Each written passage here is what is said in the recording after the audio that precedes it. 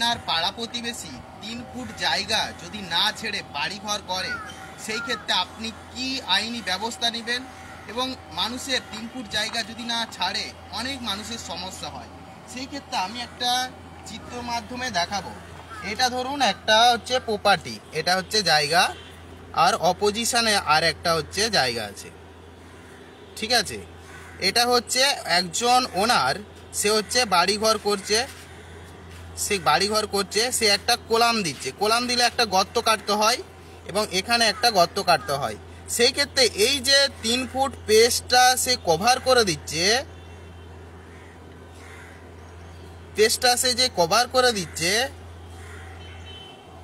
এই 3 foot page কিন্তু cover করে দিলে মানুষের অ্যাম্বুলেন্স বা হচ্ছে রিক্সা বা যে কোনো ট্রাক্স কিন্তু যাতায়াতের অসুবিধার সৃষ্টি হতে পারে। সেই ক্ষেত্রে আদার যারা হচ্ছে পাড়া প্রতিবেশী আছে তারা কিন্তু, বা এই যে প্লেনটিভ আছে, আইনের ভাষায় যে হচ্ছে মামলা করে তাকে বলা হয় প্লেনটিভ, ঠিক আছে, আইনের ভাষায় তাকে বলা হয় প্লেনটিভ।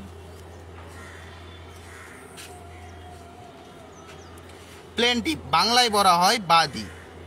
এই যে বাদী আছে সে কিন্তু সিভিল কোর্টে কিন্তু একটা ইনজাংশন ফাইল করতে পারে।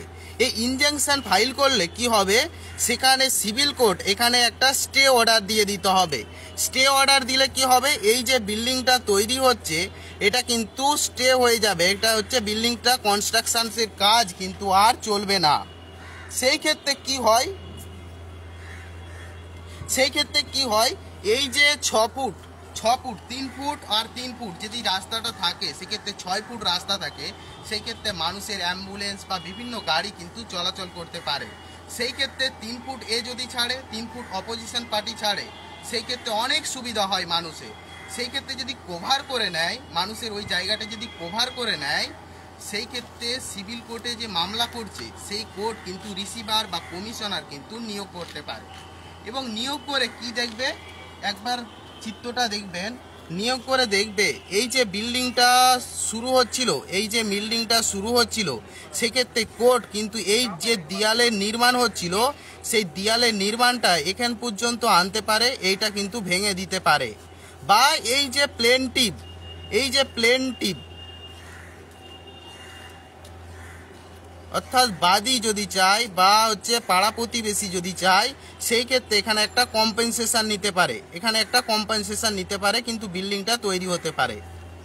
অনেক সময় মানুষ কি করে, গ্রামের দিকে দেখেছি বা শহরের দিকে একটা আপোষ মীমাংসায় গিয়ে তারা কিন্তু একটা মিউচুয়াল করে যে তুমি যে বাড়িঘর করছেন একটু পেছিয়ে করুন 2 ফুট বা 3 ফুট, গ্রামের ক্ষেত্রে বলছি। সেক্ষেত্রে আপোষ মীমাংসায় যদি না কাজ হয়, আপনারা কিন্তু সিভিল কোর্ট অর্থাৎ দেওয়ানি আদালতে একটা ইনজাংশন জারি করে দিলে আদালত কিন্তু সেটা স্টে করে দিবে, অর্থাৎ থামিয়ে দিবে।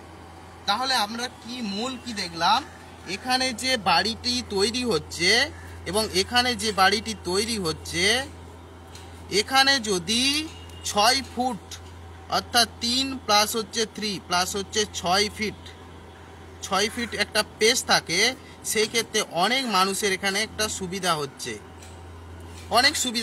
6 ফুট যদি রাস্তা থাকে মানুষের অনেক সুবিধা হচ্ছে।